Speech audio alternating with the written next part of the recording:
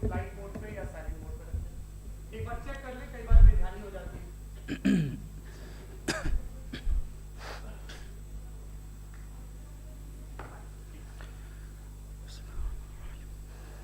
तमाम तारीफ़ें उस क्रिएटर के लिए जिसने इस यूनिवर्स को एक मकसद के तहत पैदा किया है। रिस्पेक्टेड जनाब जावेद अख्तर साहब, मिस्टर सौरभ द्विवेदी और respected audience, thank you all for being here today. आज की डिबेट में चूंकि हम बात करने वाले हैं डज गॉड एग्जिस्ट के टॉपिक पर, तो ये एक ऐसा टॉपिक है जिसके मुताल्लिक कोई भी डिसीजन लेने के लिए अलग अलग स्टैंडर्ड्स हो सकते हैं।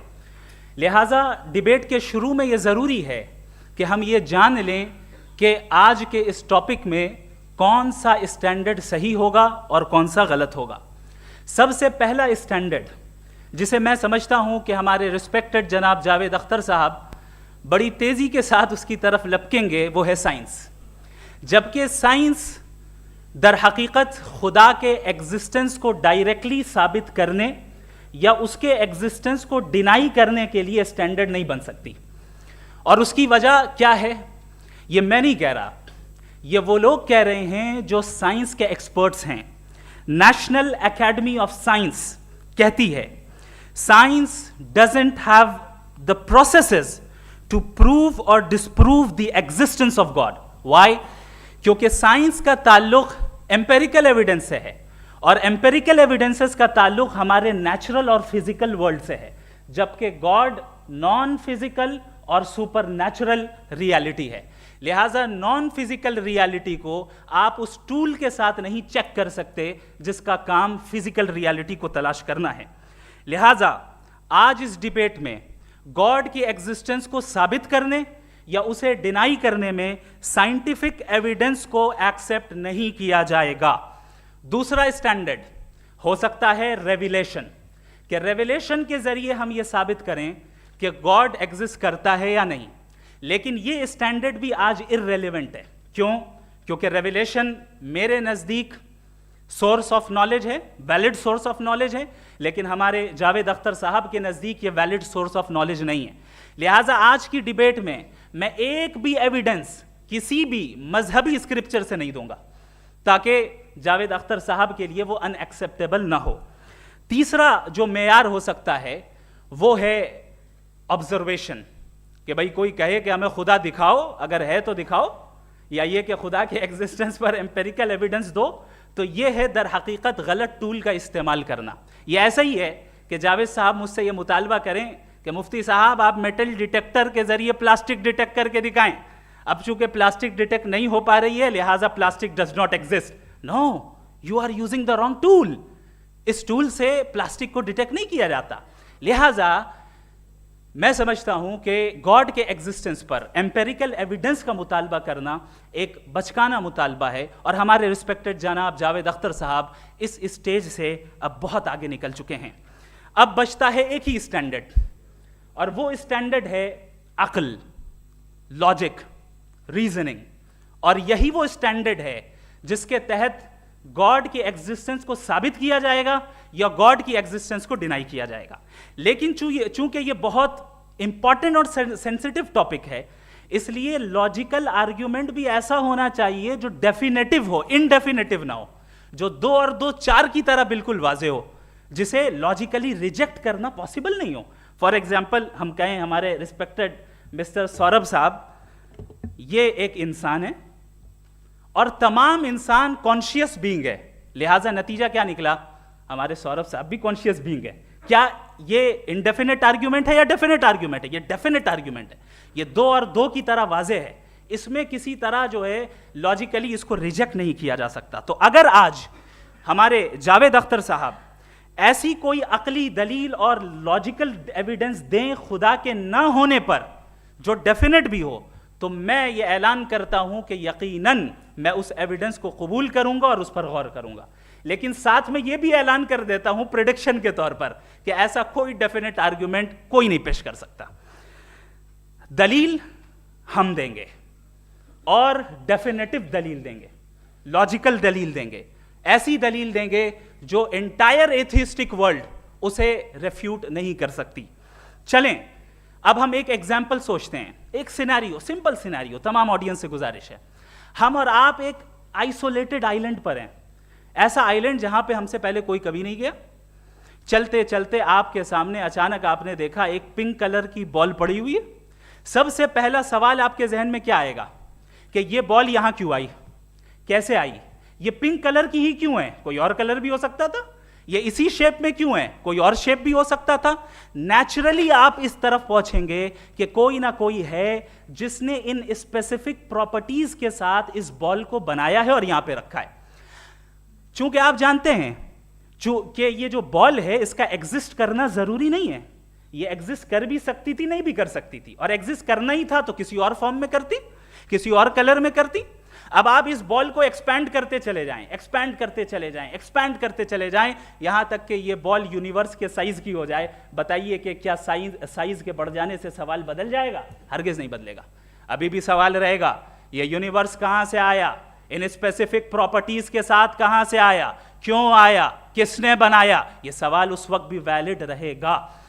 लेकिन ये सवाल अगर हम जनाब जावेद अख्तर साहब से करें तो चूंकि इनका वर्ल्ड व्यू एथिस्टिक है, और सिर्फ इनका नहीं, मतलब जितने भी एथिस्ट हैं और एथिस्टिक वर्ल्ड व्यू को रखने वाले से अगर आप ये सवाल करें कि ये यूनिवर्स कहां से आया, तो इनका जवाब या तो आर्ग्यूमेंट फ्रॉम इग्नोरेंस होगा या डॉगमेटिक होगा।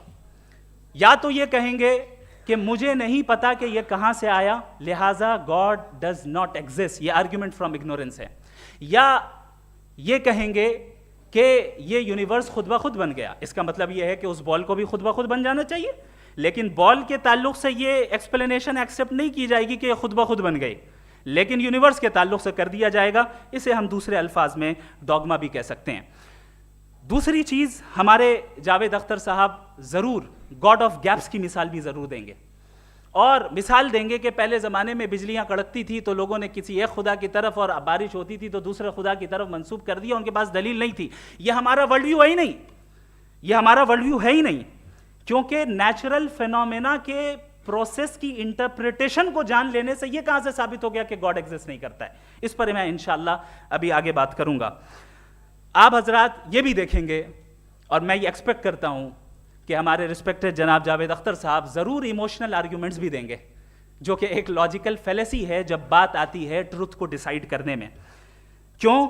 मिसाल के तौर पर वो कहेंगे कि अगर गॉड है तो ईविल क्यों एग्जिस्ट करता है, जबकि मैं कहता हूं ईविल का एग्जिस्ट करना गॉड के एग्जिस्ट करने की दलील है, उसके खिलाफ नहीं है। चूंकि अगर गॉड है तो हम सब उसके सामने अकाउंटेबल हैं, और अगर हम अकाउंटेबल हैं तो अकाउंटेबिलिटी के लिए ईविल का मौजूद होना जरूरी है, उसके बगैर हम अकाउंटेबल नहीं हो सकते। और अगर हम अकाउंटेबल नहीं हैं तो हम जनाब जावेद अख्तर साहब से पूछेंगे कि आप बताएं कि फिर सफरिंग इस दुनिया में क्यों है? अगर खुदा नहीं है तो सफरिंग क्यों है? और उन लोगों के जज्बे का क्या जिनके अंदर सफरिंग के बाद इंतकाम लेने का जज्बा पाया जाता है और वो इस दुनिया से ऐसे ही चले गए, क्या उनकी सारी तकलीफें बेकार चली जाएंगी?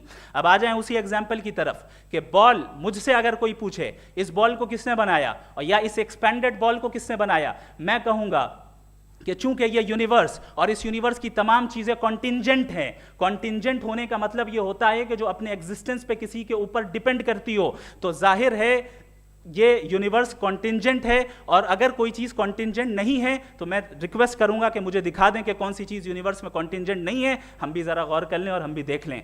और जब कॉन्टिंजेंट चीजें मौजूद हैं तो फिलोसोफर्स की इस्तिलाह के मुताबिक, हम उस टर्मिनोलॉजी के मुताबिक हम उस जगह तक पहुंचते हैं और उस हस्ती तक पहुंचते हैं जिसे नेसेसरी बीइंग कहा जाता है, कि ये वो नेसेसरी बीइंग है जिसका मौजूद ना होना नामुमकिन हो। क्योंकि अगर ये मौजूद ना हो तो सारी चीजें एग्जिस्टेंस में आएंगी ही नहीं, और ये सारी कॉन्टिंजेंट चीजें उसी के ऊपर डिपेंड करती हैं। अब अगर आप ये सवाल करते हैं कि फिर उस हस्ती को किसने बनाया, फिर उसका कॉज क्या है, फिर उसका कॉज क्या है, फिर उसका कॉज क्या है, और एंडलेसली चले जाएं, इसे हम कहते हैं इन्फिनिट रीग्रेस ऑफ कॉजेस, जो कि लॉजिकल फेलेसी है। कॉन्सेप्चुअली इन्फिनिटी पॉसिबल है। मिसाल के तौर पे न्यूमेरिकल्स 1 2 3 गिनते चले जाएं, इन्फिनिट नंबर्स हैं। मैं कॉन्सेप्चुअली बात नहीं कर रहा, प्रैक्टिकली रियलिटी में साबित करके दिखाएं कि infinite regress of causes possible है या नहीं। अगर पॉसिबल है तो हम मान लेंगे, मिसाल दे दें, और पॉसिबल नहीं है तो एक ही ऑप्शन बचता है जिसे हम कहते हैं नेसेसरी बीइंग। ऐसी नेसेसरी बीइंग जो इंडिपेंडेंट है, क्योंकि अगर वो डिपेंडेंट हुई तो वो नेसेसरी नहीं रहेगी। ऐसी इंडिपेंडेंट बीइंग जो इटर्नल है, अगर वो इटर्नल नहीं होगी, उसकी बिगिनिंग होगी तो वो खुद कॉन्टिंजेंट है। ऐसी ऐसी बीइंग जो पावरफुल है, क्योंकि कॉन्टिंजेंट को एक्चुअलाइज करने के लिए पावर चाहिए, ऐसी बीइंग जो इंटेलिजेंट है और नॉलेजेबल है, क्योंकि ये यूनिवर्स स्पेसिफिक फॉर्म और स्पेसिफिक लॉज ऑफ नेचर के तहत प्रिसाइजली चल रहा है। Thank you. थैंक यू मुफ्ती साहब। मैं इन दलीलों के बाद जावेद अख्तर साहब से गुजारिश करूंगा, आप बैठ के बोलना चाहेंगे या वहाँ? जी।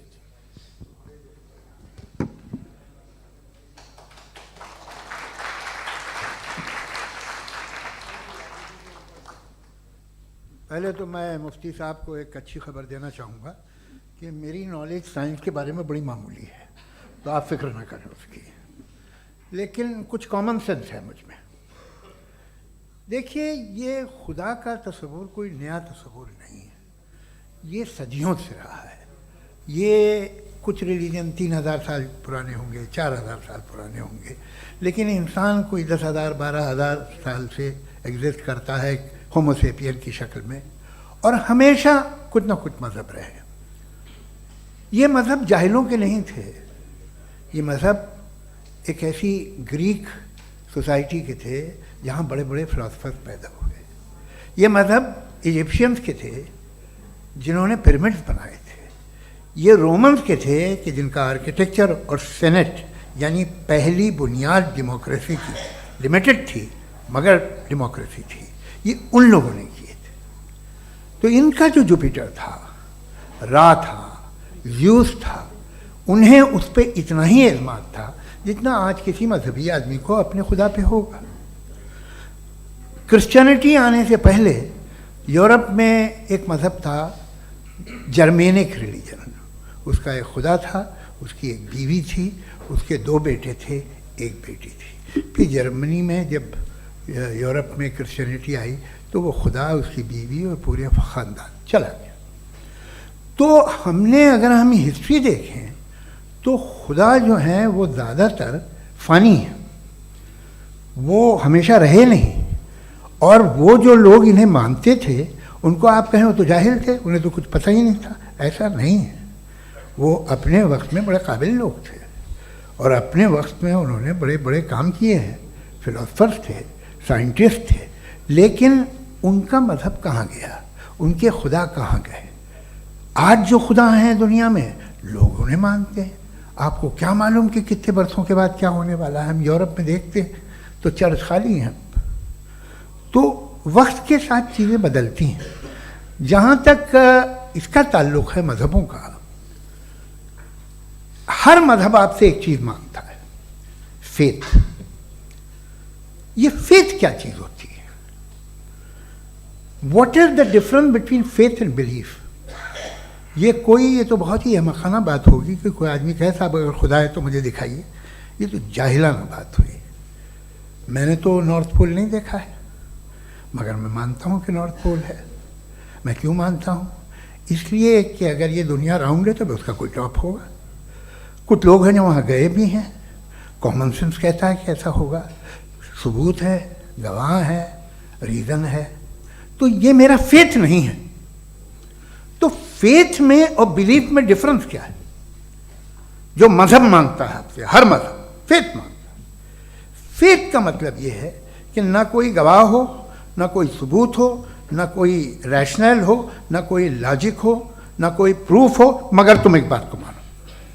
ये है फेथ। वरना बिलीफ होता। अगर इसमें कुछ भी सबूत होते, गवाह होते, तो फिर इसे आप बिलीफ कहते हैं। जैसे मेरा बिलीफ है कि नॉर्थ पोल है, मेरा फेथ थोड़ी है। फेथ इन तमाम शर्तों को रद्द करता है। तो फिर स्टुपिडिटी क्या है? अगर मैं एक बात ऐसी मानूं जिसकी ना कोई लॉजिक है, ना कोई रैशनल है, ना कोई प्रूफ है, ना कोई गवाह है, ना कोई सबूत है, और मैं उसे मानूं, तो ये स्टुपिडिटी हुई। इसे ही भाई कल को मैं यकीन कर लूँ कि एलॉन मस्क जो है मेरा भाई है, तो मुझे इंतहाई खुशी होगी, सुकून भी बहुत मिलेगा मुझे। लेकिन और कहे भाई क्यों मानते हो, क्या सबूत है? भाई वो तो अमेरिकन है और तुम तो इंडियन हो, वो तो नस्ल अलग है, तुम्हें कभी मिले भी नहीं।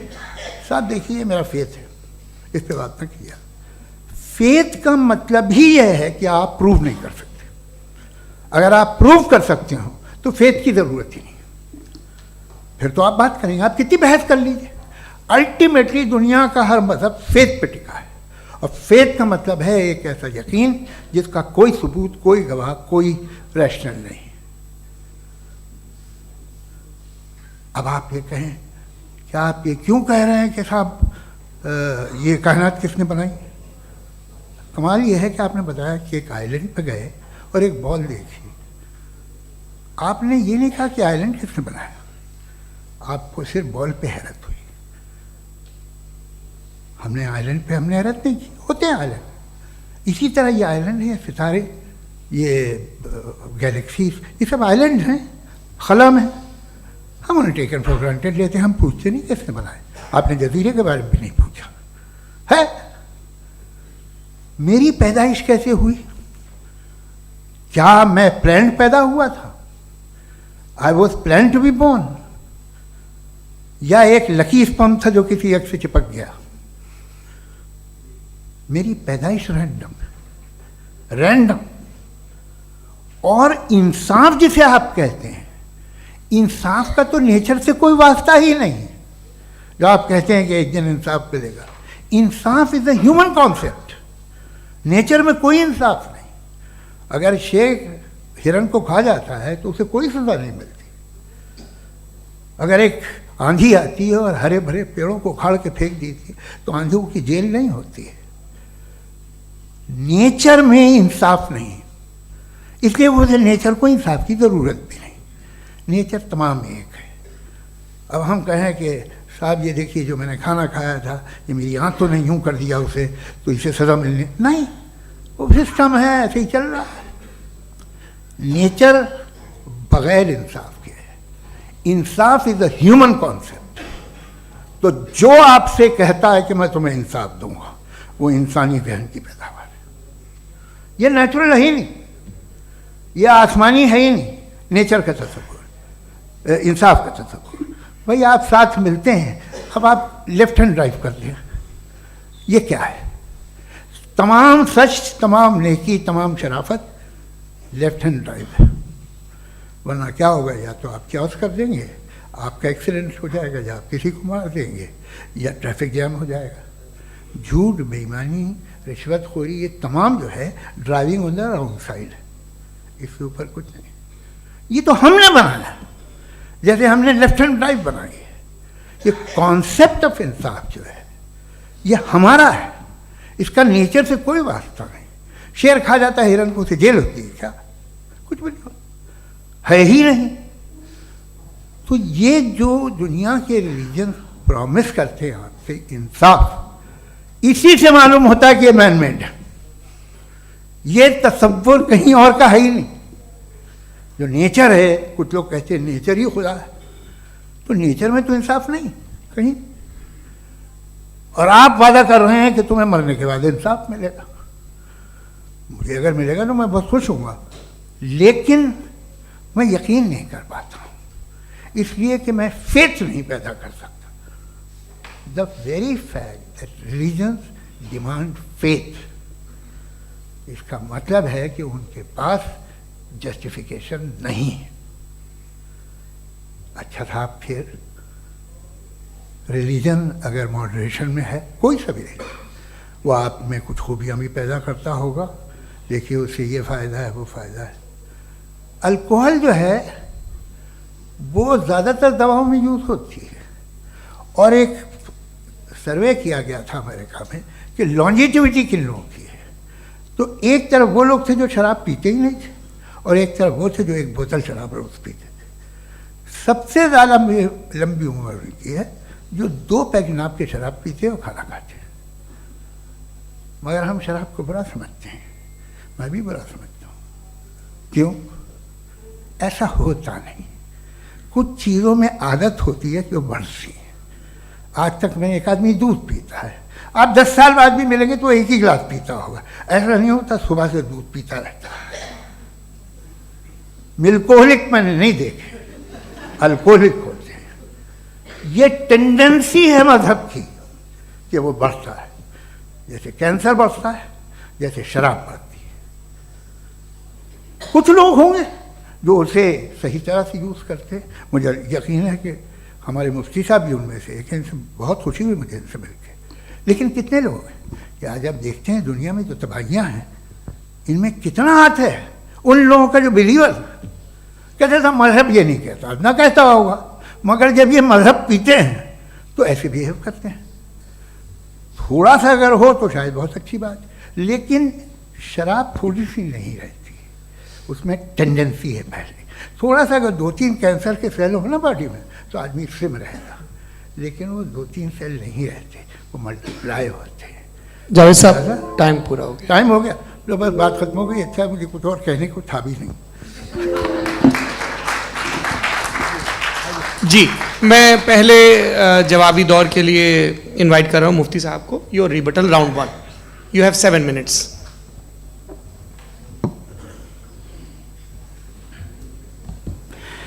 Thank you very much Javed साहब, आपकी बात को सुनकर बड़े महजूज हुए हम लोग। महजूज, do you understand? We enjoyed. Okay, अब थोड़ा सा लॉजिकली उसको हम लोग देखते हैं। दरअसल हम लोगों ने कल गुजारिश की थी मुफ्ती साहब से भी, जावेद साहब से भी, कि हिंदुस्तानी ज़बान आम फहम सबको समझ में आ जाए और जहाँ कहीं आप मुश्किल शब्द इस्तेमाल करें वहाँ बताते भी चलें। Thank you. तो सबसे पहले हमारे रिस्पेक्टेड जावेद साहब ने हवाला दिया कि खुदा फ़ानी है, कितने मजहब आगे चले गए, किसी ने जुपिटर को खुदा माना, किसी ने किसी को माना। मैं कहता हूँ जिसने कॉन्टिंजेंट चीज़ को खुदा माना, गलत माना, वो खुदा ही नहीं, वो खुदा ही नहीं है। हम तो नेसेसरी बीइंग को साबित करने बैठे हैं, वो नेसेसरी कॉज जो इटरनल है, जो अबदी भी है और अजली भी है। हम किसी और को साबित करने नहीं बैठे। दूसरी चीज उन्होंने कहा कि फेथ एंड बिलीफ, ये एक ऐसी डेफिनेशन है फेथ की जो इन्होंने पहली मर्तबा पेश की है, या माफ कीजिएगा इन्होंने पहली मर्तबा पेश नहीं की है, रिचर्ड डॉकिंस ने पहली मर्तबा पेश की है। मुझे मालूम है ये सोर्स कहां से है। एपिस्टेमोलॉजिकली फेथ और बिलीफ का फर्क आप इस तरह नहीं कर सकते सर। फेथ सही भी होता है, गलत भी होता है, बिलीफ सही भी होता है, गलत भी होता है। जो लॉजिक, रीजन और एविडेंस से बैक्ड होगा वो फेथ सही होगा। और आप जिस फेथ की बात कर रहे हैं कि इलॉजिकल है और उसके पीछे नहीं है, तो we are on the same page. हम नहीं मानते उस फेथ को, जो फेथ ऐसा हो जिसके पीछे कोई लॉजिक ना हो, एविडेंस ना हो, हम नहीं मानते। हम तो उस फेथ के कायल हैं जिसके पीछे लॉजिक हो और एविडेंस हो। तो बिलीफ सही भी होता है, गलत भी होता है, फेथ भी सही होता है और गलत भी होता है। तो आज फेथ और बिलीफ के डिफरेंस पे बात नहीं हो रही। आज आप चाहे फेथ एक्सेप्ट कर लें या बिलीफ एक्सेप्ट कर लें, आज ये बात होगी कि ट्रूथ क्या है, चाहे ट्रू बिलीफ सही है या ट्रू फेथ सही है, और फॉल्स फेथ क्या है और फॉल्स बिलीफ क्या है, बात इस पे हो रही। दूसरी चीज इन्होंने पूछा स्टुपिडिटी फिर क्या है। अगर फेथ रिलीजन स्टुपिडिटी नहीं है तो और क्या है? चूंकि फेथ का मुतालबा करते हैं तो स्टुपिडिटी क्या है? मैं कहता हूं स्टुपिडिटी एथिज्म है। उसकी वजह यह है कि आप एक सड़क पे जा रहे हो और आप किसी गार्डन में जाएं और देखें वहां लिखा है फूलों के साथ I love Javed Akhtar and I really do, I love you sir. So जब आप वहां पर पहुंचे तो वहां पहुंचकर अब ये बताएं, क्या आप ये कहेंगे wow what a natural selection? ये क्या नेचुरल सिलेक्शन है? नहीं, ये प्रिसाइजली डिजाइंड है, इसके पीछे डिजाइनर है। लिहाजा अगर कोई एक ऐसी कॉमन सेंस की बात को कबूल नहीं कर रहा है कि यूनिवर्स जो इतने प्रिसाइजली काम कर रहा है, हम कहते हैं कि खुद ब खुद बन गई, मैं समझता हूं इससे बड़ी स्टुपिडिटी और कुछ नहीं है। ये इरैशनल चीज है। फिर हमारे सर ने कहा कि आपने बॉल पे फोकस किया, आइलैंड पे फोकस नहीं किया। अरे आइलैंड को किसने बनाया यही समझाने के लिए तो बॉल की मिसाल दे रहा हूं। और बॉल भी कॉन्टिंजेंट है, आइलैंड भी कॉन्टिंजेंट है, दोनों नेसेसरी बीइंग का मुतालबा करते हैं। आगे इन्होंने कहा कि नेचर में कोई इंसाफ नहीं है। हम डिसाइड करते हैं कि मोरालिटी क्या होती है, इंसाफ क्या होता है। हम डिसाइड करते हैं, जैसे ड्राइविंग सीट में ट्रैफिक वाला, ये तो किसी खुदा ने नहीं कहा, ये है, इसे कहते हैं फॉल्स इक्विवेलेंस। ये एक लॉजिकल फेलेसी है। आपने जो है मिसाल दी ड्राइविंग की और ट्रैफिक की, ये सब्जेक्टिव मोरालिटी है। आप सब्जेक्टिव मोरालिटी को मिसाल बनाकर ऑब्जेक्टिव मोरालिटी के ऊपर नहीं थोप सकते। इंसाफ की ऑब्जेक्टिव मोरालिटी। अगर आप ये कहते हैं कि नेचर में इंसाफ नहीं है तो इंसाफ का न होना ये नेचुरल हुआ, तो फिर नेचर को नेचर रहने दे, क्यों हम इतना स्ट्राइव कर रहे हैं दुनिया में इंसाफ लाने के लिए? ये तो इलॉजिकल बात है, इरैशनल बात है। इसलिए बहुत सी चीजें ऐसी हैं जो ऑब्जेक्टिवली जो है इविल या गुड हैं, और बहुत सी चीजें ऐसी हैं जो सब्जेक्टिवली हैं। सब्जेक्टिवली जो मोरल होता है या इमोरल होता है, उसको हम सोशल कंसेंसस से या पर्सनल प्रेफरेंस से डिसाइड करते हैं। लेकिन जो ऑब्जेक्टिव मोरालिटी है, जिसमें इंसाफ आया, जो इन्होंने बार बार रिपीट किया, ये ऑब्जेक्टिव है, सब्जेक्टिव नहीं है। अगर आप कहते हैं ये सब्जेक्टिव है, तो मेरा सवाल आपसे ये है, क्या सोशल कंसेंसस के जरिए अगर जुल्म को सही करार दे दिया जाएगा तो आप जुल्म को जस्टिफाई करेंगे? दूसरी चीज, इन्होंने ये कहा कि 2 पैक शराब पी लें तो वो उतने पे नहीं रहता, बढ़ जाता है। यही मामला मजहब के साथ है, 2 पैक आप पी लें बढ़ेगा। तो ये एक ऐसी मिसाल है, इसको कहीं भी फिट कर लें कि आप एथिज्म पे जब फिट करें, जब आप 2 पैक एथिज्म का लेंगे ना, तो वो बढ़ बढ़ के नॉर्थ कोरिया बनेगा। Thank you.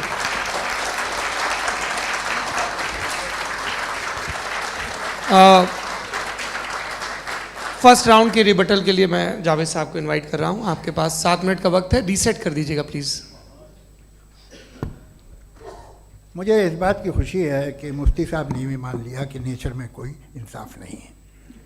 तो कोई भी चीज़ जो इंसान ने नहीं बनाई है उसमें इंसाफ नहीं होता है। एक बात मैं आपसे अर्ज़ करूँ, ज़रा पता लगा लीजिएगा, ये जो आप बाग में जाते हैं बेहद खूबसूरत फूल देखते हैं ना, इनमें से कोई नेचुरल नहीं है। ये सारे फूल क्रॉस करके बनाए गए हैं। जो जंगल में फूल होते हैं नहायत मामूली होते हैं, ये फूल इंसानों ने बनाए हैं। जो आप बाग में देख के वाह वाह कहते हैं, ये इंसानों के बनाए हुए हैं। डिफरेंट फूलों को क्रॉस करके, डेवलप करके, फिर क्रॉस करके इस तरह से बनाए गए। नेचुरल फ्लावर नहीं। किसी जंगल वीरान में जाके आप गुलाब के फूल नहीं देखेंगे। ये सब बनाए हुए इंसान ने, बहुत से काम इंसान ने किए हैं। बाकी है कि आपने मेरी एक बात का जवाब नहीं दिया, जिससे मुझे शिकायत है कि फेथ क्या है और आप फेथ मांगते क्यों हैं मुझसे? आप तो लॉजिकल हैं, आपके पास तो सारे रैशनल्स हैं, आपके पास सारे सबूत हैं, तो आपको फेथ की डिमांड क्यों करते हैं कि भाई तुम सरेंडर कर दो और सवाल मत करो? कोई मजहब सारे सवाल करने की इजाज़त नहीं देता है और मना करता है कि ज़्यादा सवाल ना करो, बहक जाओगे तुम। आप क्यों रोकते हैं? हकीकत यह है कि इंसानी तारीख क्या है। इंसानी तारीख ये है कि दुनिया में 2 तरह के लोग हुए हैं। एक वो जिन्होंने अपनी लाइल्मी की परस्तिश की है, दूसरे वो जिन्होंने अपनी इग्नोरेंस या लाइल्मी से झगड़ा किया है और मालूम किया है कि क्या है। ये जो आप कह रहे हैं, आज आप हैरान हैं कि भाई ये यूनिवर्स कैसे बनी। लोग हैरान थे कि सूरज डूबता है तो इधर से कैसे निकलता, और आप एक कदम जाके हमेशा का मानने को तैयार है। एक कदम पीछे ही मान जाइए भाई। आप इसके बाद जाते हो, कहते सवाल ना करना कि ये कहाँ से आया, ये पावर तो हमेशा से हमेशा रहेगी। तो आप यूनिवर्स के बारे में मानने में क्या तकलीफ है? एक कदम पहले रुक जाइए, ये हमेशा से थी या नहीं थी हमें मालूम नहीं है। और ये कहना कि हमें मालूम नहीं है, कमाल ये है कि दुनिया के सारे मजहब सब जानते हैं ये दुनिया कैसे बनी थी, कैसे मिटेगी, मरने के बाद क्या होगा, इनको सब इल्म है। इनको किसी को डायनासोर होते थे पहले ये नहीं पता था, किसी को नहीं पता। किसी भी दुनिया की मजहबी किताब में डायनासोर का जिक्र नहीं है। लेकिन बाकी सब बातें, how to make universe in 4 easy lessons and बाकी सब पता है। जिसको सब पता है वो गड़बड़ है। हम में ये इंकिसार, ये ह्यूमिलिटी होनी चाहिए कि हम ये कहें कि हमें ये बहुत सारी बातें नहीं मालूम, लेकिन हम उनकी परस्तिश ना करें, अपनी लाइल्मी को की परस्तिश ना करें, हम उसे पता लगाने की कोशिश करें। जिस दुनिया में आप बैठे हैं सर, ये हॉल जो है, ये इलेक्ट्रिसिटी जो है, ये माइक जो है, जिस हवाई जहाज से आप आए थे, वो जिस कार से आप यहाँ आए हैं, ये सब उन लोगों की बनाई हुई है जिन्होंने सवाल किए थे। ये दुनिया जिसमें आप आज आराम से हैं, ये उन लोगों की बनाई है कि जिन्होंने सवाल किए थे। और हर स्टेज पे इन सवालों को मकरूह कहा गया था, गलत कहा गया था। आप ज़रा तारीख पढ़िए, एक बड़ी दिलचस्प किताब है बर्ट्रैंड रसेल की, जिसमें उसने रिलीजन एंड साइंस कि कब से रिलीजन जो है साइंस के अगेंस्ट है। और हद तो ये है कि भाप के इंजन के खिलाफ थे, स्टीम इंजन के भी खिलाफ थे, और फतवे हुए उन पर, वेटिकन ने दिए। तो ये हमेशा, अभी जैसे ही ये राइट विंगर आते हैं अमेरिका में पावर में, तो वो जो अपना ये क्या बोलते हैं उसे सीड, क्या वर्ड है सीड, क्या जो, हाँ नहीं सीड जो होते हैं जिन पे जी नहीं भाई, वो जो ह्यूमन बॉडी के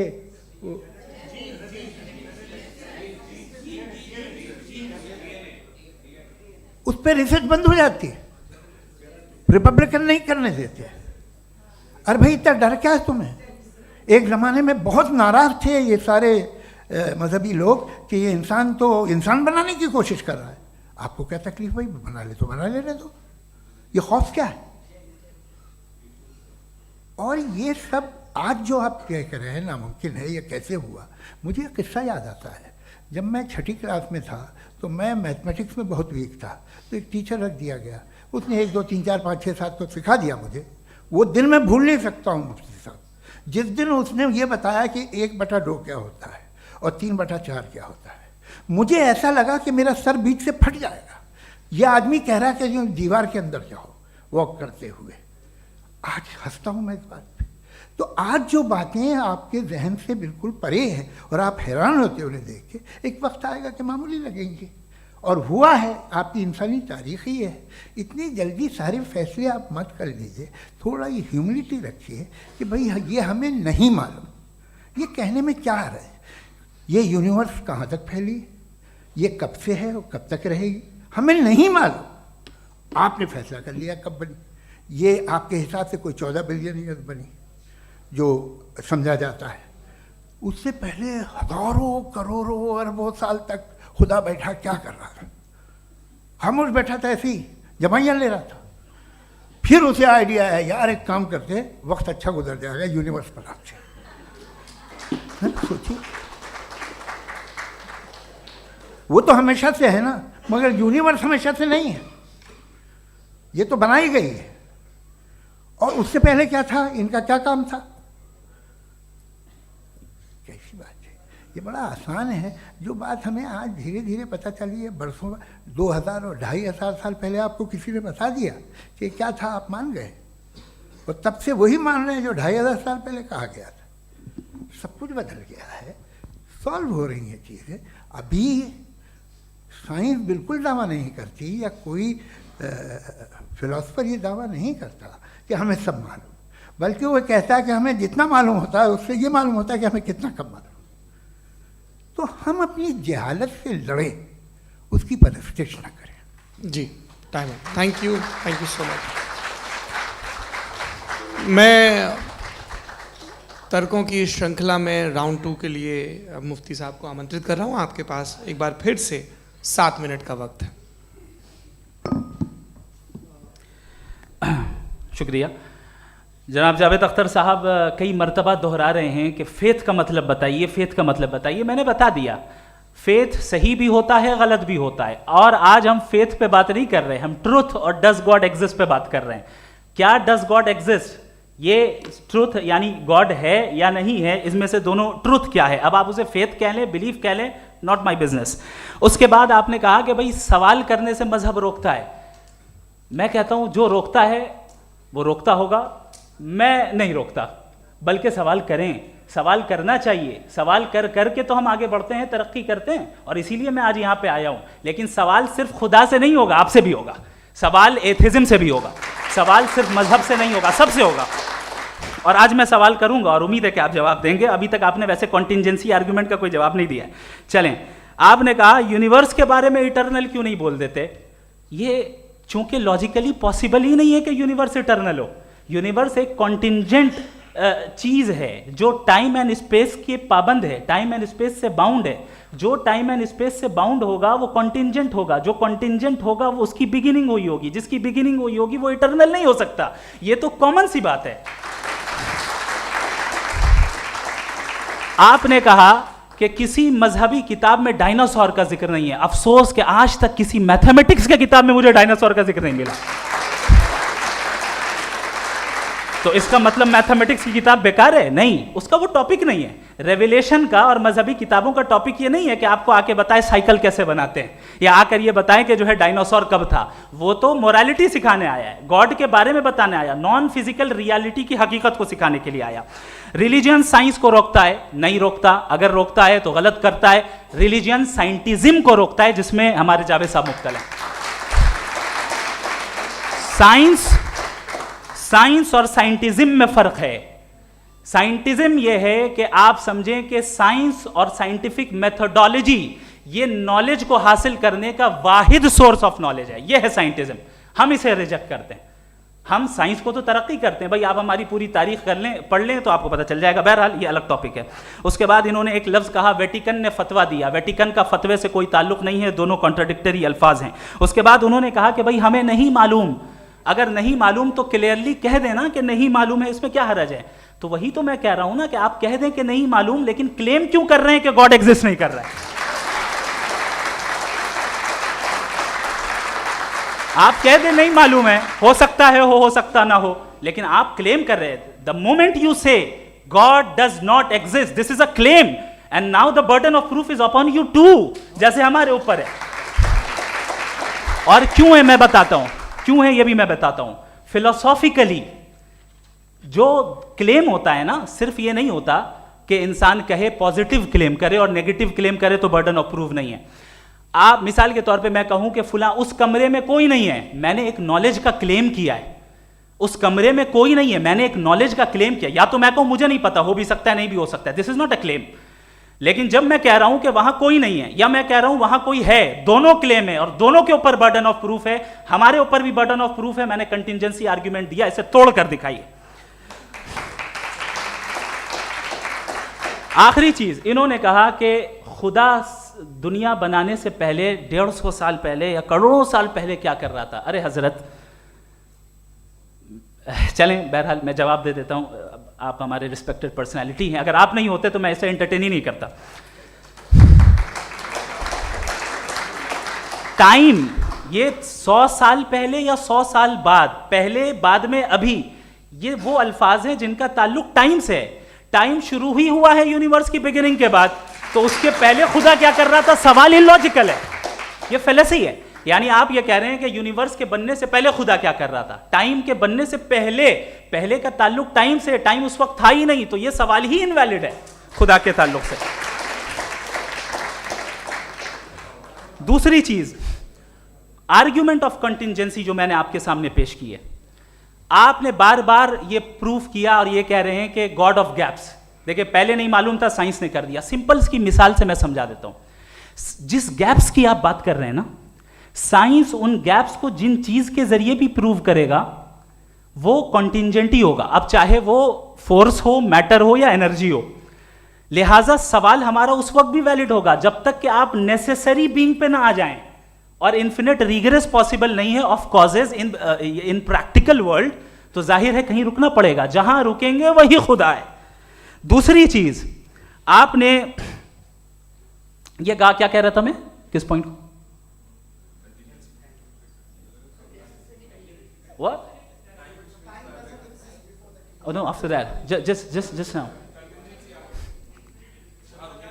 हाँ, जहां रुकेंगे वही खुदा है। बहरहाल, तो टाइम का जिक्र हो गया, गॉड ऑफ गैप, सॉरी, या इसकी एक मिसाल आप ले लें।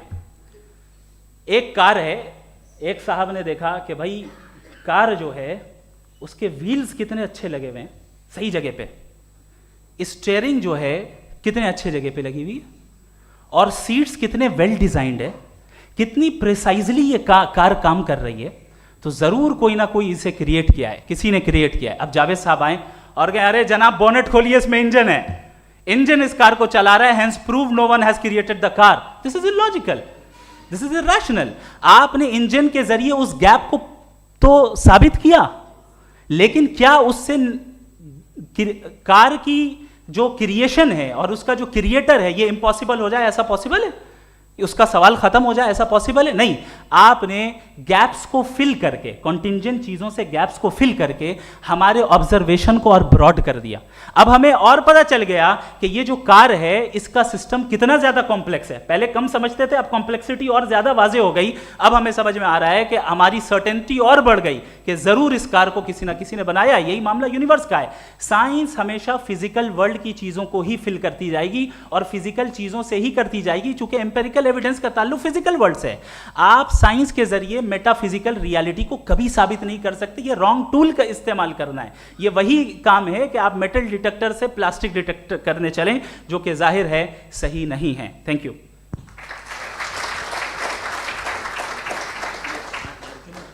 जी, ये आर्ग्यूमेंट का राउंड 2 है। हाँ। 7 मिनट है। पहले तो मैं आपसे अर्ज करूं कि आपने कहा कि जब कायनात ही नहीं थी तो वक्त भी नहीं था, कुछ भी नहीं था। कैसे नहीं था? खुदा था। एक एग्जिस्टेंस तो था ना खुदा का। तो जब खुदा था तो वक्त भी होगा। ऐसा नहीं है कि कुछ भी नहीं था, खुदा था। अच्छा, बाकी एक आपने कहा साहब आप साबित कीजिए, आपके पास भी लॉजिक है, मेरे पास भी लॉजिक है। आप मेरा जिम्मेदारी नहीं है साबित करना कि खुदा है। बर्टन रसल ने बड़ी अच्छी बात कही। बर्टन रसल ने बड़ी अच्छी बात कही। मैं आपसे अगर ये दावा करूं कि एक चाय की केतली मरीख के चारों तरफ घूम रही है, मार्स के चारों तरफ, तो यह आपका काम नहीं है कि आप साबित करें कि कोई चाय की केतली नहीं है। ये मेरा काम है, मैंने दावा किया है। ये दावा तो मजहबी लोग करते हैं कि खुदा है। मैं क्यों साबित करूं कि नहीं है? जब तक आप मुझे कन्विंस नहीं कर देंगे मैं नहीं मानूंगा। आपकी जिम्मेदारी है, मेरी जिम्मेदारी नहीं है। दोयम ये कि ये जो आप कह रहे हैं, जो गैप्स हैं, ये गैप जब जब किसी मजहब को चैलेंज करते हैं, जब ऐसा कोई बात आती है तो हंगामा हो जाता है कि जब वो चैलेंज करें किसी फेथ को। ये तमाम साइंस जो है इसे मुख्तलिफ जगहों पे मुख्तलिफ वक्तों में मजहब ने रोकने की कोशिश की है। ये किताब है religion and science, Burton Russell की, पढ़िएगा, अच्छी लगेगी आपको। तारीख ही है साइंस, मजहब की साइंस से उसका यही रिश्ता है। अच्छा, अब ये हम सोचें कि बहरहाल ये वजूद जो है मजहब और ये बिलीव इन गॉड इंसान को बेहतर बना देता है। तो एक काम कीजिए, हिंदुस्तान वर्ल्ड का नक्शा लीजिए और मार्क कीजिए कि रिलीजन कहाँ कहाँ ज़्यादा है, कहाँ कहाँ, चाहे वो लैटिन अमेरिका हो या मिडल ईस्ट हो या फार ईस्ट हो या हिंदुस्तान के वो इलाके जहाँ मजहबियत ज़्यादा है। रख दीजिए नक्शा अलग। अब दूसरा नक्शा कि कहाँ कहाँ नाइंसाफ़ी, रिप्रेशन, औरतों के हुकूक की पामाली, जुल्म, डिक्टेटरशिप कहाँ है। नक्शा एक ही होगा। तो आप मुझे बताएं कि जो इसका तरकीब इस्तेमाल क्या है। खुदा का तरकीब इस्तेमाल तो बताइए। आप छोटी सी दवा सड़क पे बेचते हैं, उसकी भी तरकीब इस्तेमाल बताते हैं। इसके इस्तेमाल से तो फ़ायदा नहीं हुआ किसी को। जो सारे के सारे ख़राब मुल्क हैं, ख़राब समाज है, वो सारे जुल्म खुदा के नाम पे करते हैं। वो गलत करते हैं, सही करते हैं, मुझे क्या लेना देना उससे। इस्तेमाल से मालूम होता ना। एक विस्की की बोतल कभी शायद देखी हो आपने, लाल रंग की होती है, उस पर रोशनी और छपड़ा इंतहाई खूबसूरत लगती है, क्या बिगाड़ रही है किसी का। उसका इस्तेमाल गलत है, इसलिए आप उसे नापसंद करते हैं। इसका इस्तेमाल गलत है, इस तसव्वुर का इस्तेमाल ही गलत है और हमेशा से गलत हुआ है। आप देख लीजिए, इंसानी तारीख देख लीजिए, आज देख लीजिए, हिंदुस्तान देखिए, दुनिया देख लीजिए, क्या हो रहा है। इसे कैसे इस्तेमाल कर रहे हैं फेथ वाले लोग। क्या फेयर हैं, जस्ट हैं, जो अपने खुदाओं पे यकीन रखते हैं, वो किस तरह के लोग हैं। वो लोगों को इंसाफ देते हैं, वो बेहतर इंसान बने। तो इस दवा का फ़ायदा क्या है? चलो बहुत फ़ायदा हो रहा तो मैं इस्तेमाल कर लूँगा। मुझे तो इस दवा का कोई फ़ायदा दिखता ही नहीं। मुझे तो ऐसा लगता, मैं एक और बात बताऊं, अगर कोई आदमी मजहबी है और अच्छा आदमी है तो मैं उसकी बहुत इज्जत करता हूँ, इसलिए कि मेरा ख्याल है मजहबी आदमी का अच्छा होना मुझसे अच्छा होने से ज़्यादा मुश्किल है।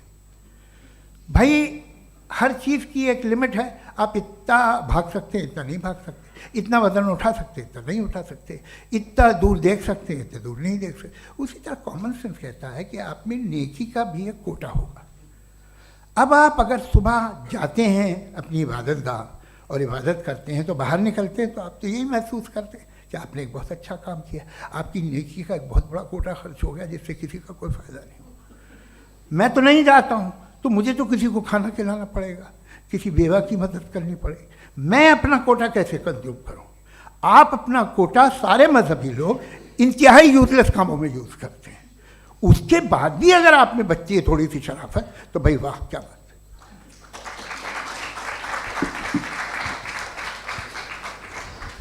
एक तो मुझे ये बात बहुत अच्छी लग रही है कि दोनों ही विद्वान समय को मानते हैं और बहुत समय से अपनी दलीलें और बाज दफ़ा समय से पहले अपनी तकरीरें पूरी करके अपनी अपनी कुर्सी पर बैठ रहे हैं। ये इस आर्ग्यूमेंट का राउंड 2 पूरा हुआ। अब रिबटल का राउंड 2 है और उसके बाद क्रॉस एग्जामिनेशन होगा। नहीं, आपका आर्ग्यूमेंट हो गया सर। हमारे यहाँ स्कूल के सिलेबस में पंच परमेश्वर कहानी पढ़ाई जाती है, प्रेमचंद जी की लिखी हुई। आप निश्चिंत रहिए, आपके कोई राउंड में मिस नहीं होने दूंगा। रिबटल का राउंड 2 मुफ्ती शमाइल नदवी साहब।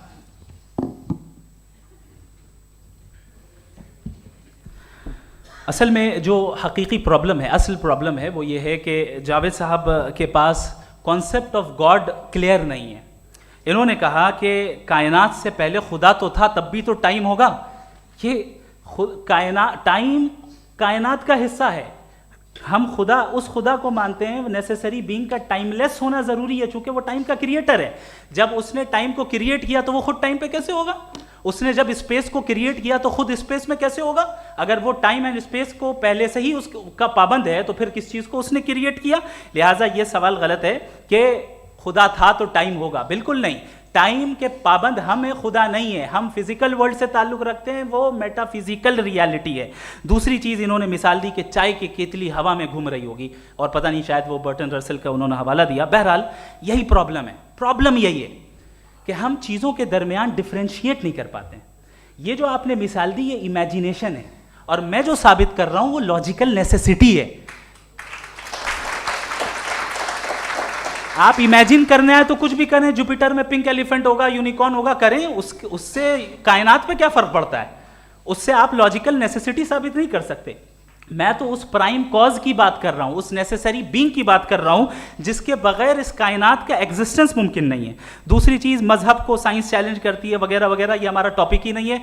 मैं इस पर बात करूंगा तो फिर मेरा वक्त चला जाएगा। मजहब के ऊपर चूंकि हमारी डिस्कशन नहीं है, साइंस को मजहब और बिलखुसूस मैं और हमारा वर्ल्ड व्यू कम अज़ कम साइंस को पीछे नहीं करता है, साइंटिज्म की मजम्मत करता है। इसकी वजाहत मैंने पहले कर दी। दूसरी चीज़ इन्होंने कहा वर्ल्ड का नक्शा लीजिए, वर्ल्ड मैप लीजिए, 2 अलग अलग जगह की। हज़रत मैंने ये होमवर्क किया था, और मैंने मिडिल ईस्ट का एक नक्शा लिया और यूरोप का एक नक्शा लिया। ये मजहबी इलाका और ये लिबरल और एथीस्ट इलाका। मुझे पता चला कि सबसे ज़्यादा रेप केसेस जो हैं वहाँ पर हैं।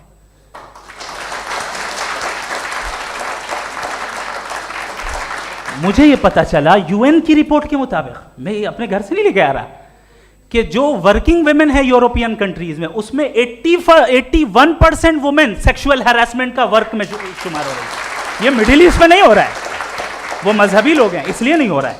दूसरी चीज, आपने ये कहा कि मजहबी आदमी का अच्छा होना हमारे अच्छे होने से बहुत मुश्किल है, बहुत मुश्किल है। तो इसका मतलब यह है कि गॉड के अलावा आपके पास अच्छे और बुरे का कोई स्टैंडर्ड है।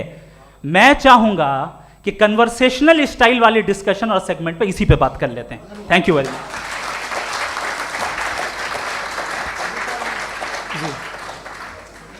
ये रिबटल का राउंड 2 है, आपके पास 5 मिनट का वक्त है, और इसके बाद क्रॉस एग्जामिनेशन शुरू करेंगे। आप चाहें तो जो इन्होंने सवाल पूछे उनके जवाब आप रिबटल में भी दे सकते हैं। जी जी, देखिए पहले तो ये बात कि ये मिसाल गलत है। इन्होंने पहले ही हमको डिसार्म कर दिया। कह लिया अकल से मामला सॉल्व नहीं हो सकता, लॉजिक से आप पहुंच नहीं सकते। ये एक मेटाफिजिकल चीज़ है। मेटाफिजिकल अजीब सा लफ्ज़ है, ठीक से किसी को माने नहीं मालूम इसके, तो ऐसा लगता है कुछ बड़ी चीज़ है। अरे भाई क्या होता है मेटाफिजिकल, बताओ, खड़ी हो। ये एक लफ्ज़ है जो कहीं भी इस्तेमाल हो जाता है। जब आप एक बात कर रहे हैं और आप मुझसे बहस कर रहे हैं तो मुझे मेटाफिजिकल मत बताइए, आप लॉजिकली मुझे प्रूव किए। और अगर लॉजिकली आप नहीं बात करते साहब ये मेटाफिजिकल है, तो फिर हम आप बात क्या कर रहे हैं? मेरा आपका किस ज़बान में कॉन्वर्सेशन होगा? और ये कहना कि वक्त पहले नहीं था तो फिर क्यों कहते हैं ये हमेशा से और हमेशा रहेगा? हमेशा वक्त है, तो आप कैसे कहते हैं वो हमेशा से है और हमेशा रहेगा? हमेशा का मतलब है कोई वक्त, अगर वक्त ही नहीं है तो हमेशा कैसे? बाहर वो रहेगा। अब मैं ये देखता हूँ, आपने कहा ना कि वहाँ रेप ज़्यादा होते हैं, तो हम एक बात देखते हैं कि ये दुनिया जिस पे वो कादर मुतलक है, जिसकी मर्ज़ी के बगैर पत्ता भी नहीं हिलता, ओमनीपोटेंट है, ये दुनिया चल कैसे रही है? और इस दुनिया का हाल क्या है? 45,000 बच्चे जो 10 साल की उम्र से कम थे वो गाजा में मरे। भूख से काला हांडी में बच्चे मरते हैं और डिप्थेरिया से मरते हैं।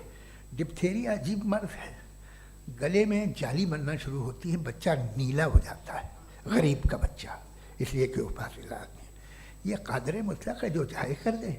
इससे आप दुआएं मांगते हैं हमारी ये काम कर दे वो कर दे, तो इसका मतलब डे टू डे लाइफ में वो इंटरफेयर करता है और ये देख रहा है वो।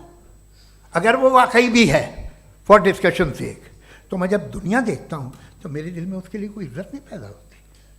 ये क्या कर रहे हो तुम पूरे ऑल पावरफुल हो, ओमनीपोटेंट हो, ओमनी प्रेजेंट हो। तुम तो वहाँ गाजा में रहे होगे ना, तुम हर जगह हो। तुम देख रहे थे कि बच्चे की कैसे धज्जियाँ उड़ रही, तुम देख रहे थे और तुम चाहते हो मैं तुम्हारी परस्तिश करूँगा, तुम हो भी। अरे यार, इससे अच्छे तो हमारे चीफ प्राइम मिनिस्टर हैं, कुछ तो ख्याल करते हैं। कमाल है, आप किसकी इबादत कर रहे हैं? अगर वो है भी, ये दुनिया नाइंसाफी से, जुल्म से, जबर से, तशद्दुद से भरी हुई है। और आप ये मत कहिएगा कि वो देख रहा है और वो बताएगा एक दिन। अगर वो देख रहा है और इंटरफेयर नहीं करता तो आप दुआ क्यों मांगते? आप कहते हैं मेरा ये काम करा दे, इसके मतलब है वो दखल दे सकता है, वो आपको नौकरी दिलवा सकता है, भले दूसरे आदमी को न मिले, मगर आपका काम कर देगा चूंकि आपने दुआ मांगी है। तो जब वो आपको नौकरी दिला सकता है, लड़की की शादी कर सकता है, बेटे को ग्रीन कार्ड दिलवा सकता है, तो कम से कम ये जो मर रहे हैं बच्चे, इनको रोक दे, कुछ तो करे। मुझे तो दुनिया में, इस दुनिया का कोई मालिक है, इसका ओमनीपोटेंट कोई रूलर है, और ये दुनिया ऐसी चल रही है। मैं तो चाहूँगा कि भाई ना हो, अगर हो तो बड़ी शर्मिंदगी की बात है। शुक्रिया।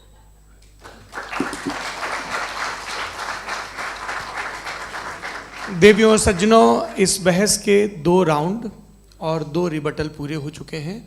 अब सबसे ज़रूरी और सबसे मुश्किल राउंड शुरू हो रहा है, क्रॉस एग्जामिनेशन का। अब इन विद्वानों की सज्जनता की एक परख भी होगी और वक्त हमने 16 मिनट का तय किया है।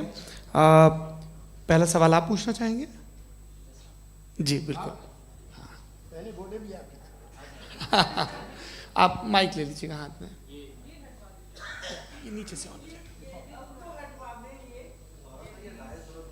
जी मैं बोलता हूँ, ये डायस हटा सकते हैं क्या हम थोड़ा क्विकली? डायस पीछे कर दीजिए बस थोड़ा सा, है, ताकि ये जो दाएं बाएं लोग बैठे हैं, इसे हटा ही दीजिए। अब हम वहाँ तो जाने वाले नहीं, आराम से आराम से। दोनों तरफ से हटा दीजिए।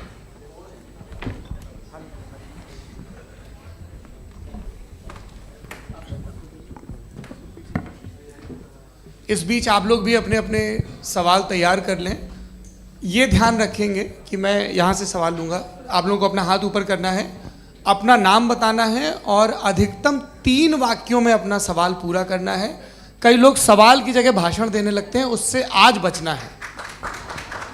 जी मुफ्ती साहब, पहला सवाल आपका, 16 मिनट हैं, हम दोनों लोगों के सवाल लेंगे। जी जी बहुत शुक्रिया। आपकी जो अभी बात हुई बहुत अहम थी, मैं इसको चाहूँगा कि आगे डिस्कस करूँ, लेकिन चूँकि अभी ये वो सेगमेंट है क्रॉस एग्जामिनेशन, तो सबसे पहला सवाल आपसे ये है कि जो मैं इतनी देर से कॉन्टिंजेंसी आर्ग्यूमेंट आपको बता रहा था, ये अकल से ही बता रहा था हजरत, आप ये बताएं कि आप इन्फिनिट रिग्रेस ऑफ कॉजेस को पॉसिबल मानते हैं या नेसेसरी बीइंग के एग्जिस्टेंस को सही समझते हैं? चूंकि 2 ही ऑप्शन हो सकता है, आप ये बताएं। देखिए, आपको मैं ईमानदारी से बात करूं, एक तो मैं कॉन्टिजेंसी वर्ड ठीक से समझता नहीं, और इस वक्त भी जो आपने अंग्रेज़ी के अल्फाज इस्तेमाल किए वो ज़रा थोड़े से मुझे डिफ़िकल्ट और कॉम्प्लिकेटेड लगे, तो आप ज़रा सिंपल ज़बान में सवाल कर सकते हैं? बिल्कुल कर सकता हूँ। जी। यूनिवर्स की हर चीज़ कॉन्टिंजेंट होने का मतलब ये है कि वो अपने एग्जिस्टेंस में किसी के ऊपर डिपेंडेंट है। जो भी चीज़ डिपेंडेंट होगी वो चीज़ इंडिपेंडेंट नहीं हो सकती, तो उसका कोई ना कोई कॉज होगा। तो अब आप क्या समझते हैं कि ये इन्फिनिट रीग्रेस है, यानी कॉज पर कॉज, कॉज पर कॉज, कॉज पर कॉज, और कभी कोई यानी ये एंडलेसली चलता रहा? क्योंकि अगर ऐसा होगा तो हम तो एग्जिस्टेंस में आते ही नहीं। लॉजिकली ये मुत्तफक अलैह चीज़ है, मुत्तफक अलैह, अग्रीड अपॉन। ओके, इस पे हमने एग्री किया था कि मुश्किल शब्द आएगा तो अर्थ बताना पड़ेगा। तो इन्फिनिट रिग्रेस तो पॉसिबल नहीं है, तो कहीं ना कहीं आपको रुकना पड़ेगा ऐसे नेसेसरी बीइंग पर। नहीं, कोई ज़रूरत नहीं रुकने की। किसने कहा आप रुकना पड़ेगा?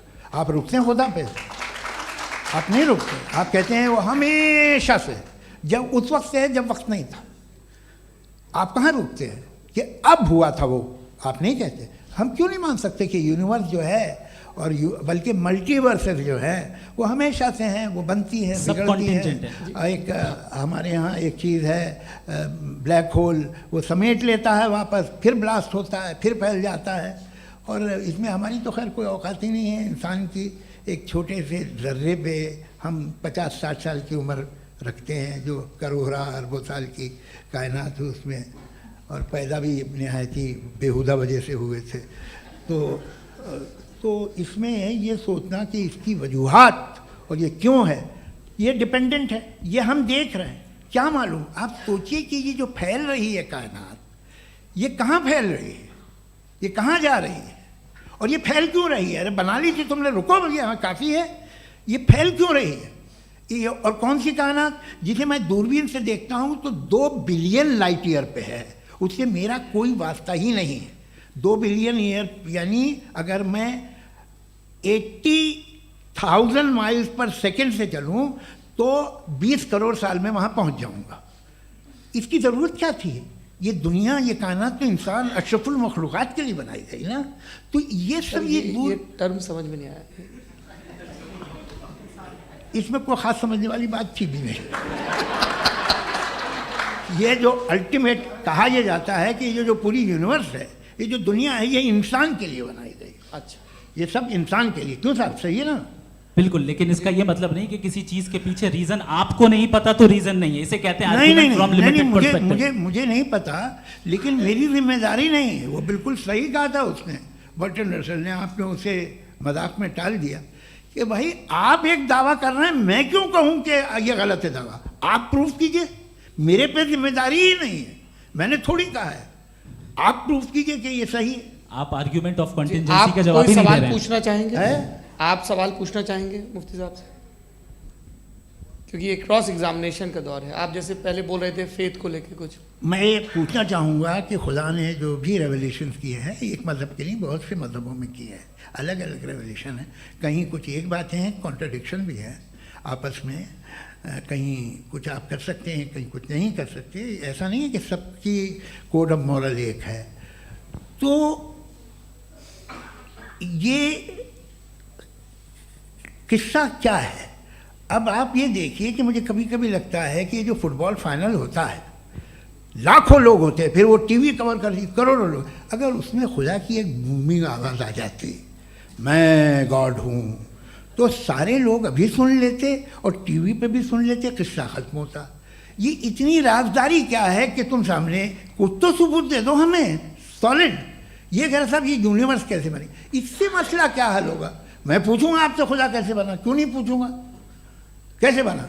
बल्कि वो तो कायनात से कहीं ज़्यादा इंटेलिजेंट है, कायनात से कहीं ज़्यादा कॉम्प्लेक्स। जी वो हमेशा से है। आप कहेंगे मैं मान लूँगा। अच्छा, दोयम वो कादिर मुतलक, यानी कादिर मुतलक का मतलब ओमनीपोटेंट, वो जो चाहे कर सकता है। आपको नौकरी दिलवा सकता है, आपकी अच्छी जगह शादी करवा सकता है, आपके पड़ोसी का मुकदमा हरवा सकता है, आपको जिता सकता है, सब काम करता है। थोड़ा सा माइक क्लोज जी। वो इस दुनिया को चला कैसे रहा है? ये दुनिया कैसे चल रही है? आपको इस पर हैरत नहीं होती?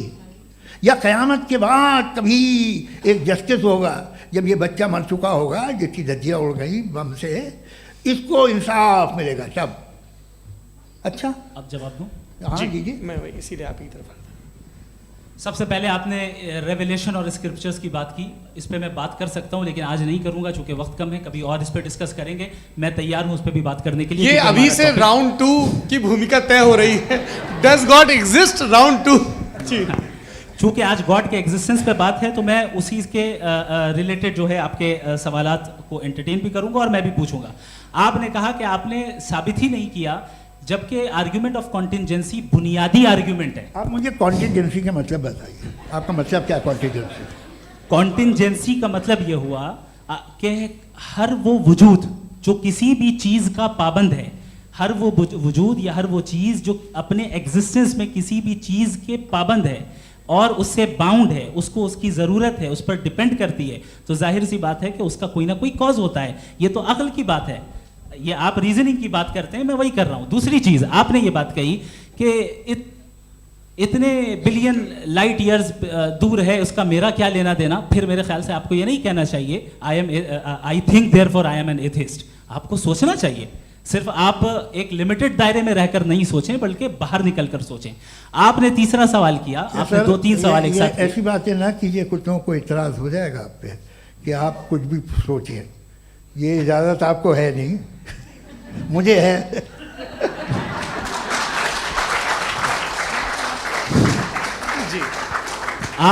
आपने प्रॉब्लम ऑफ इविल के ताल्लुक से सवाल किया और बार बार आप एक लफ्ज रिपीट कर रहे हैं कि ओमनीपोटेंट गॉड है, ऑल पावरफुल गॉड है। यही तो दरअसल समझना है कि गॉड का कॉन्सेप्ट क्या है। प्रॉब्लम ऑफ इविल जो है, प्रॉब्लम ऑफ इविल दर हकीकत 2 असम्पशंस पर कायम है। अगर आप इन 2 असम्पशंस को समझ जाएं तो ये प्रॉब्लम नहीं रहेगी, आर्ग्यूमेंट आपको समझ में आ जाएगी कि ये कोलैप्स कर जाता है। पॉइंट नंबर 1, यानी जो आपका सबसे पहला फॉल्स असम्पशन है कि गॉड मर्सीफुल है, ओमनीपोटेंट है, दुनिया में जुल्म हो रहा है। लेकिन आपको यह समझना चाहिए कि हमारे वर्ल्ड व्यू के मुताबिक गॉड सिर्फ ओमनीपोटेंट और सिर्फ मर्सीफुल नहीं है, बल्कि वो ऑल वाइज भी है और वो ऑल नोइंग भी है। उसके हर काम के पीछे हिकमत और विजडम है। ये कोई जरूरी नहीं है कि वो हिकमत और विजडम आपको समझ में आए या मुझे समझ में आए। अगर आप जो समझ रहे हैं उसके मुताबिक आप फैसला कर रहे हैं, ये लिमिटेड पर्सपेक्टिव से आर्ग्यूमेंट है। और इस चीज को हम अपनी दुनिया में, अपने लाइफ में, डेली लाइफ में इस प्रिंसिपल को एक्सेप्ट करते हैं। हम जब किसी डॉक्टर के पास जाते हैं, डॉक्टर के पास जाकर वो अगर उसने हमें कोई दवाई दी है तो हम ये तो नहीं कहते कि जब तक आपके पास जितना नॉलेज और जितना विजडम नहीं है, आपने क्यों ये दवाई दी है, तब तक हम इस चीज को एक्सेप्ट नहीं करेंगे। नहीं कहते, हम उसकी अथॉरिटी को तस्लीम करते हैं। क्यों? क्योंकि उसकी हम जानते हैं कि वो नॉलेजेबल है, वो विजडम वाला है, हमसे ज्यादा नॉलेज और हमसे ज्यादा विजडम है। बताएं सर। नहीं, डॉक्टर में और खुदा में बड़ा डिफरेंस है। डॉक्टर पढ़ा लिखा होता है, एक तो मैं उसकी बात सुनूंगा। दोयम ये नहीं, कुछ जवाब तो ये भी नहीं है सर आप प्लीज, ये आ आप जाइए, अगर चलिए। सब ऑडियंस से बोलने लगेंगे तो हाँ। फिर मतलब नहीं सिविलाइज बहस का। मतलब आप ये कहें कि चूंकि आप डॉक्टर पे बिलीव करते हैं इसलिए खुदा पे बिलीव किए, क्या ये मिसाल आपको समझाने के लिए। आर्ग्यूमेंट है, इस पे आपको एतराज नहीं है। तो सिंपल बात ये है कि मैं अगर ये यकीन कर लूँ कि एक ओमनीपोटेंट, उसकी मसलहत है, ये जो बच्चे मर रहे हैं ये मसलहत है उसकी, मुझे नहीं चाहिए थी मसलहत। उसकी मसलहत नहीं, यही मसलहत तो क्या समझना होता है। मतलब एक्सपीडियंसी।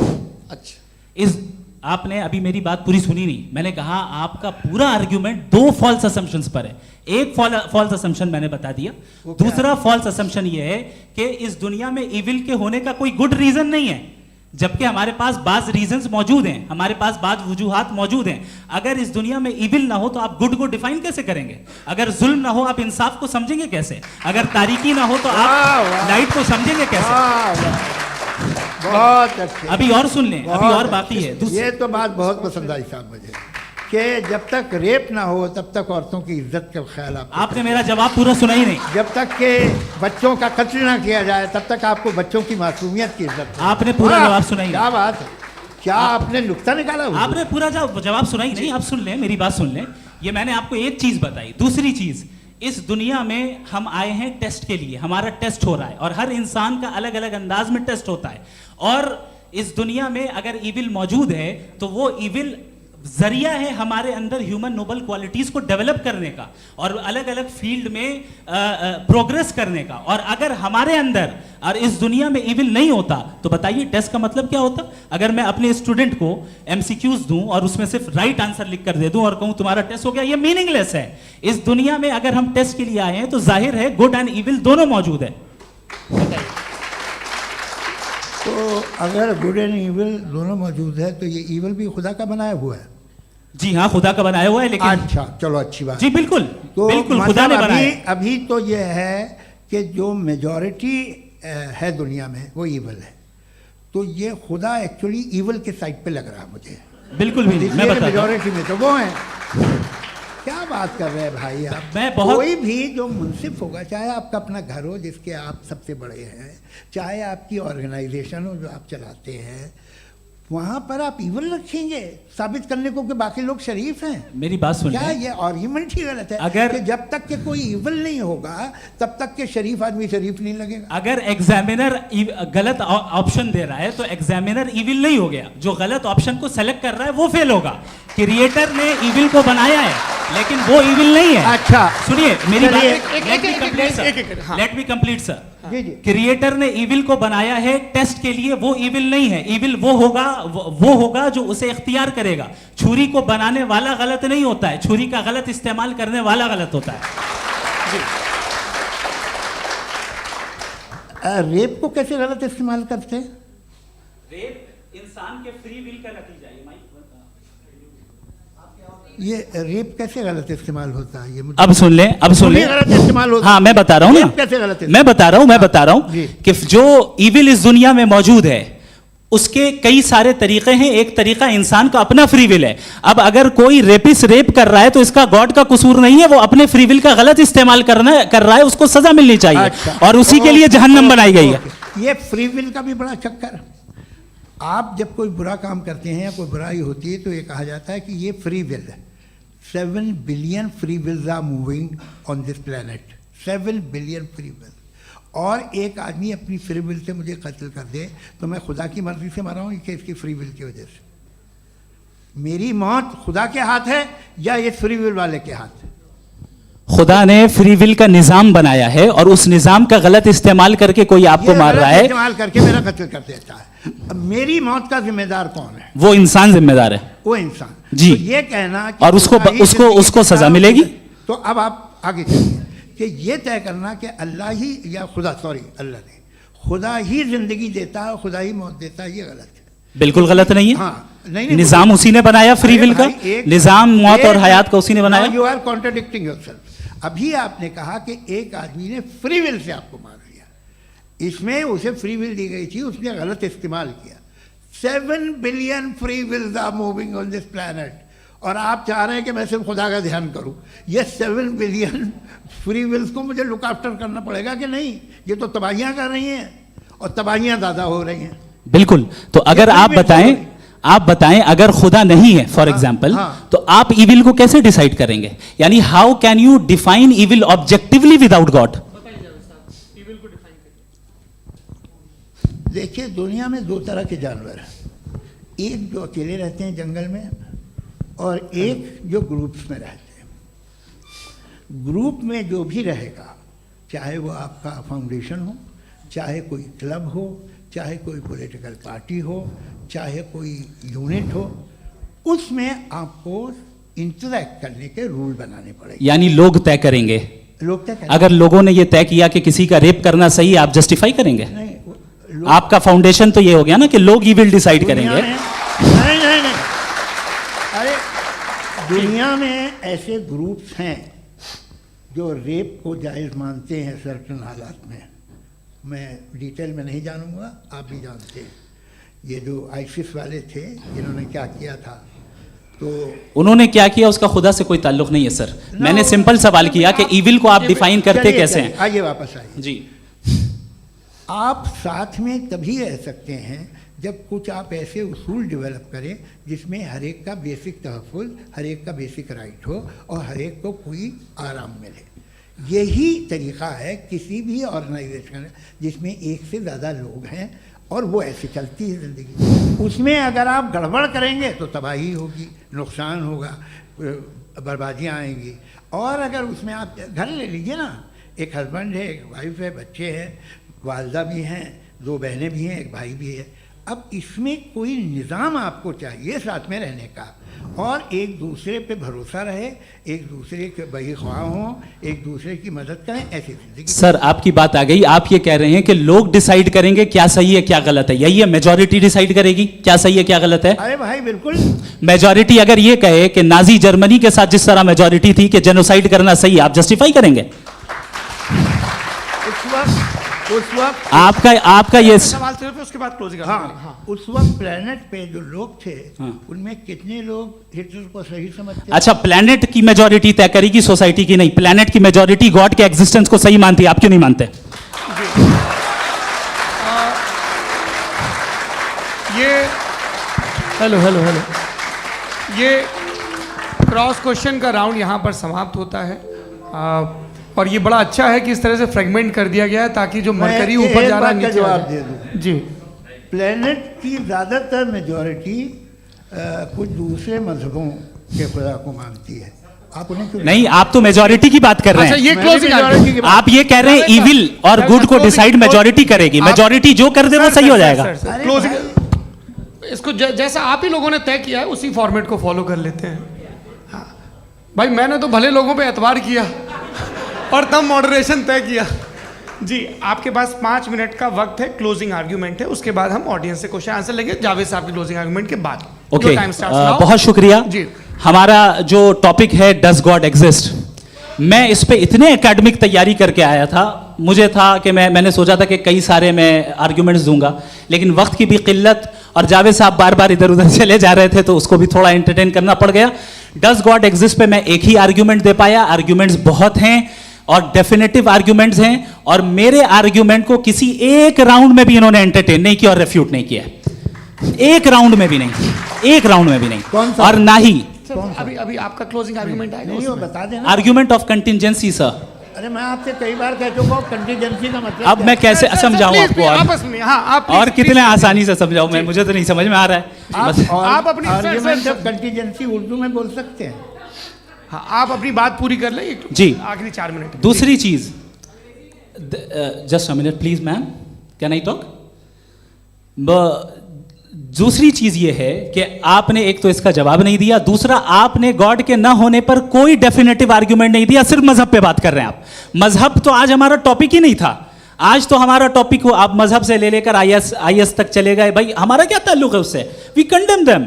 और उसका गॉड से क्या ताल्लुक है? अगर कोई गलत काम कर रहा है, किसी ने किसी को कत्ल किया, किसी ने किसी का रेप किया, उसको सजा मिलनी चाहिए। और आपके पास कोई भी rational strong foundation of morality नहीं है। आपने कहा कि मेजॉरिटी तय करेगी सोसाइटी की, वो सही होगा। मैंने कहा हिटलर को फिर आप सही कहेंगे, नहीं नहीं नहीं नहीं, प्लैनेट की सोसाइटी की मेजॉरिटी तय करेगी। तो प्लैनेट की मेजॉरिटी गॉड के एग्जिस्टेंस को मानती है, आप कह रहे हैं ये रिलीजियस है। तो यानी आपके पास कोई स्ट्रॉन्ग फाउंडेशन नहीं है ऑब्जेक्टिव मोरालिटी का। ऑब्जेक्टिव मोरालिटी का अगर कोई फाउंडेशन है तो वो सिर्फ गॉड है, गॉड है, गॉड है। थैंक यू जी, ये मुफ्ती शमाइल नदवी साहब का क्लोजिंग आर्ग्यूमेंट था। अब हमारे पास जी ये बड़ा अच्छा है कि दोनों लोगों को मॉडरेटर से शिकायत भी और बोल रहे भाई हमारी शाबाशी भी तो करते चलो। अब मेरी बात जी, आपके पास जावेद अख्तर साहब 5 मिनट का वक्त है, ये आपका क्लोजिंग आर्ग्यूमेंट है, टाइम रीसेट कर दें जी। देखिए, बहुत सारी बातें हैं। गॉड का डेफिनेशन दुनिया के किसी भी रिलीजन में है कि वो ओमनीपोटेंट है, ओमनीप्रेजेंट है, he is just, he is kind, he loves you and so on. मैं जब दुनिया देखता हूँ तो मुझे कोई ऐसा सुप्रीम पावर यहाँ दिखाई नहीं देती है जो इंसान की बहबूदी के लिए कुछ कर रही हो, कमज़ोर को बचा रही हो, मदद कर रही हो, जालिम को पीछे हटा रही हो। मैं नहीं देखा, तारीख़ में नहीं। एक तो अगर है और ये देख रहा है तमाशा, तो